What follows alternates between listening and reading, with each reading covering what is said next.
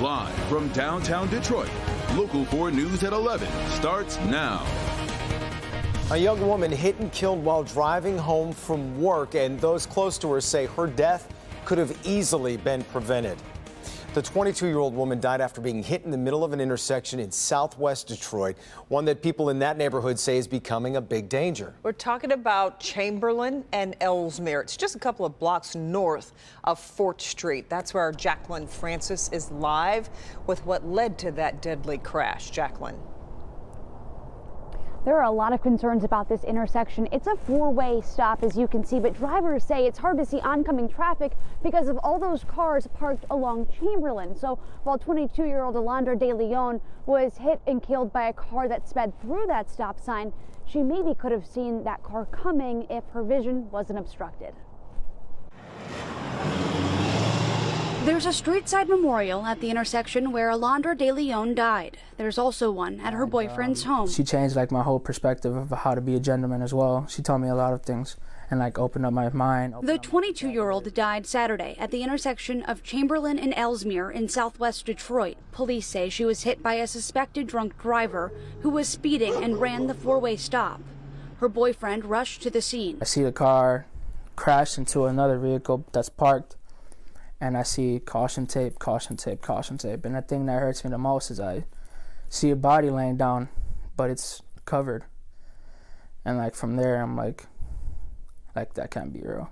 That can't be heard, because in my brain, it's like just 2 more blocks and she's home. Her friends left in disbelief how someone so young could be gone so fast. Once I found out, I would just call her and hope she picked up.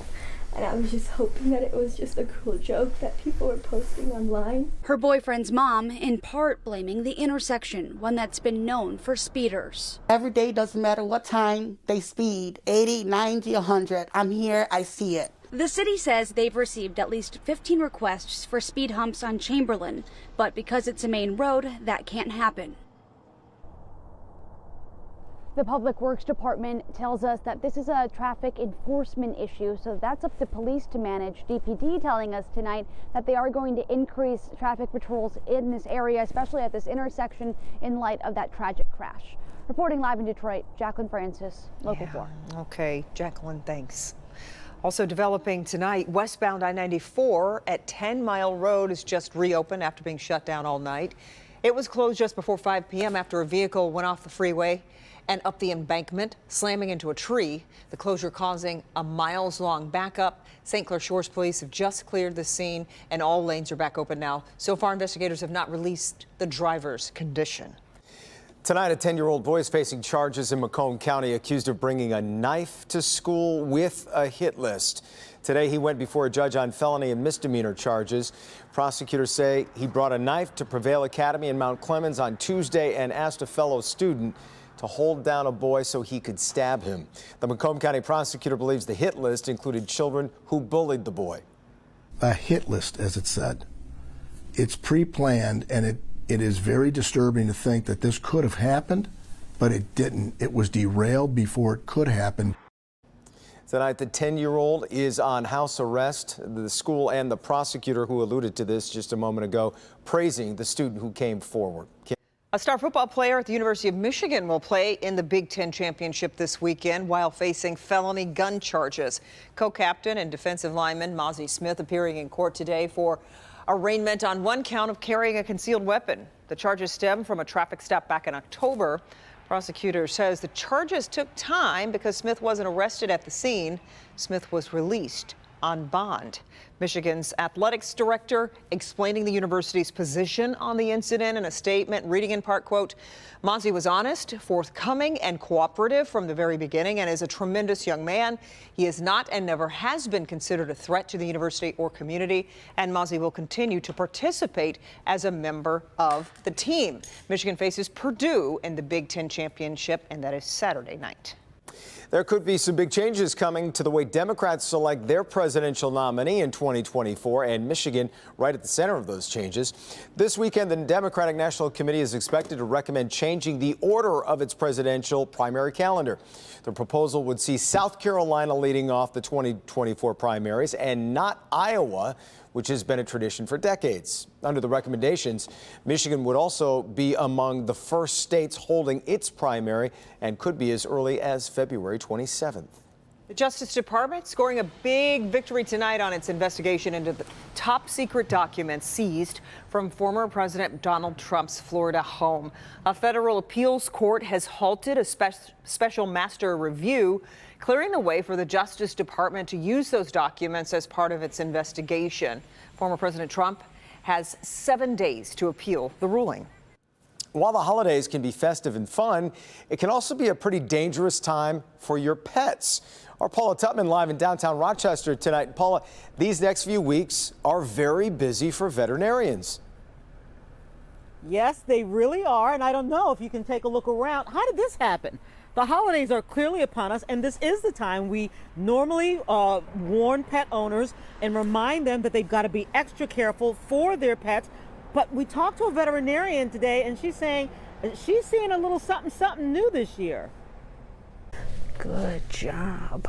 Bailey just got a fantastic report on his checkup. Teeth, coat, skin, belly. I think most dogs, especially around holiday time, they tend to either get fed stuff or they get into stuff. Yeah, that's our biggest thing, is right? making sure guests don't overfeed. You got it. His pet parents are pretty careful about his access to holiday stuff because they are aware of the hidden and not so hidden dangers that enter a house this time of year. We don't keep any holiday plants, so we don't allow poinsettias in our house.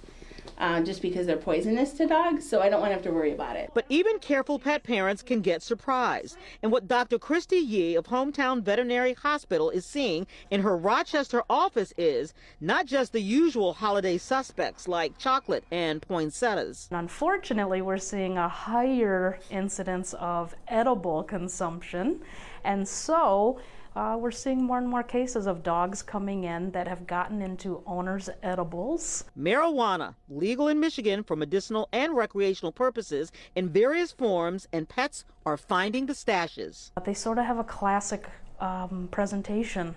They're sort of walking funny, drooling. They can be dribbling urine, but they definitely look off. But getting back to the vast and sundry items pets can get into. Usually when families are getting together, there's lots of cooking, lots of high fatty foods. We're not really watching our calories during the holidays. And so as a result, our pets are also getting some of that high fat food. Yeah, but also not food, but dogs will make it food.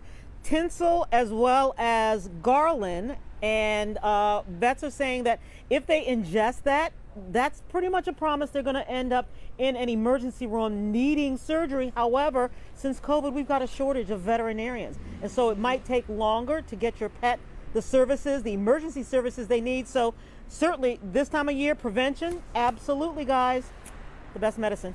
Yeah, maybe because my dog doesn't get into too much, I don't worry about things like that, but a lot of good stuff that I bet a lot of people didn't know. Thanks, Paula. Definitely don't want that vet bill either if you swallow some tinsel or whatever else. And normally, as we bring in Kim Adams, it's cryogenic freezing that's most dangerous to Mr. Bigglesworth, but you know, it could be something else. I love that, right? I knew you'd go there, Jason. Beautiful out there tonight, Kim. Isn't but it? No, it is. It's really nice out tonight. The winds are not that strong as they were last night and this morning, but we still got a couple gusts up there around 15 to 20 miles per hour. So here's the wind gust forecast, because we'll get a brief break from the high winds, and then they're going to return tomorrow late in the day and into the day on Saturday. So at 1 o'clock tomorrow afternoon, these are the maximum wind gusts, about 20 to 25 miles per hour. But watch what happens as we go through the evening hours and into Saturday morning. We get those gusts once again around 40 miles per hour. A maximum wind gust at 8 a.m. Saturday expected in Ann Arbor at 41, 31 in the city airport, and then 36 in Pontiac, 31 mile per hour gusts in Mount Clemens. These winds will not last as long as the winds did yesterday. However, in fact, by Saturday at 8 p.m., we're right back down to winds at about 15 to 20. Let's talk about tomorrow briefly, though, because tomorrow morning when you send the kids to the bus stop, it'll be nice, 31 degrees, partly cloudy skies, and we make it all the way into the 40s, so a quick warm up and then a cool down for the weekend. I'll have your forecast in a few minutes.